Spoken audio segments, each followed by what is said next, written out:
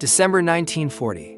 London is burning. The Blitz is tearing through the heart of the British Empire. To the outside world, Great Britain looks like a defiant fortress standing alone against Hitler's war machine. But inside the secret war rooms of London, Prime Minister Winston Churchill is staring at a defeat terrifyingly different from a battlefield loss. It wasn't about running out of bullets, it was about running out of money. Churchill sat down to write one of the most painful letters of his life. It was addressed to President Franklin D. Roosevelt. In it, the leader of the largest empire in history had to admit a humiliating truth. Britain was broke. The empire that had ruled the waves and financed the world for a century had emptied its treasury. This is the untold story of how the cost of survival during World War II didn't just defeat the Nazis, it dismantled the British Empire and transferred the crown of global superpower to the United States. To understand this collapse, we have to look at how the war was financed before America officially joined. In 1939, the US was neutral. The American public wanted no part of another European war. So, Congress passed the cash and carry laws. The deal was simple. Britain could buy American supplies, but they had to pay in cash upfront and transport it themselves. There were no loans, no credit. Britain responded with Operation Fish, the largest movement of physical wealth in history.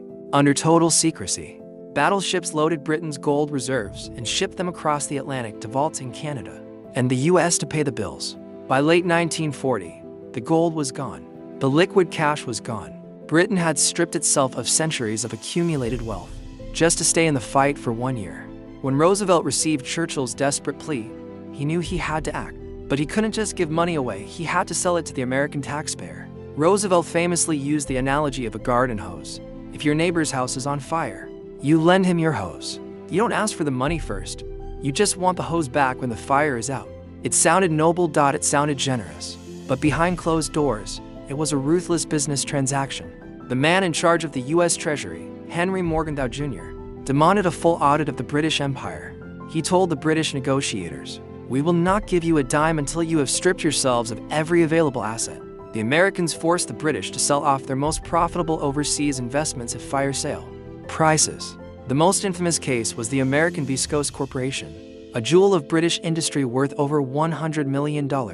Under American pressure, Britain was forced to seize it from its owners and sell it for roughly half its value to an American bankers. The message was clear. The US was not just an ally, it was a liquidator. The liquidation wasn't just financial, it was geopolitical.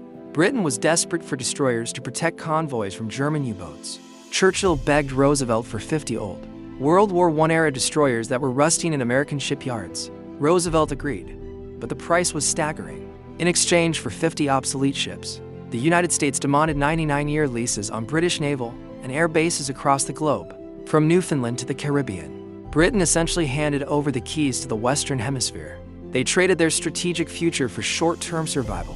This deal laid the foundation for America's global military footprint that we see today. The Lend-Lease Agreement kept Britain fed and armed, but it came with a poison pill known as Article 7. For decades, the British Empire had operated under a system called imperial preference. It was a trade wall that allowed Britain and its colonies to trade with each other cheaply, while taxing outsiders. It was the economic glue holding the empire together.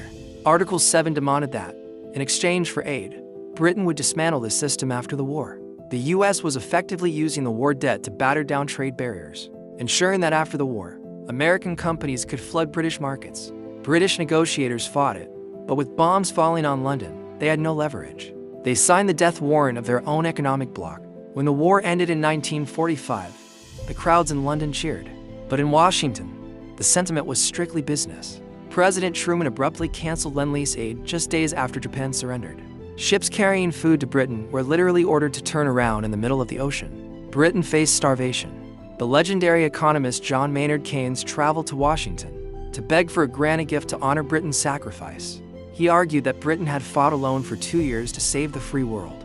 The Americans listened and then offered a loan with interest. The Anglo-American Loan of 1946 came with strict conditions, including making the British pound convertible to the dollar. When Britain tried to implement this in 1947, it caused a financial catastrophe as investors dumped the pound for the dollar. The British economy crashed, and the government was forced to admit it could no longer act as a global superpower. They pulled out of Greece and Turkey, triggering the Truman Doctrine. The torch had officially been passed. Britain continued to pay off this war debt for 6 decades. The final payment was made on December 29, 2006. Think about that 60 years after the war. British taxpayers were still paying the bill for their survival. World War II is often remembered as a victory for freedom, and it was. But economically, it was the largest transfer of wealth in history. The United States entered the war as a recovering economy and emerged as the owner of 2/3 of the world's gold and the undisputed master of global trade. Britain won the war, but lost the empire. They spent their past to save their present, and in doing so, they sold their future. This is the cold reality of the special relationship. It was forged in fire, but it was signed in debt.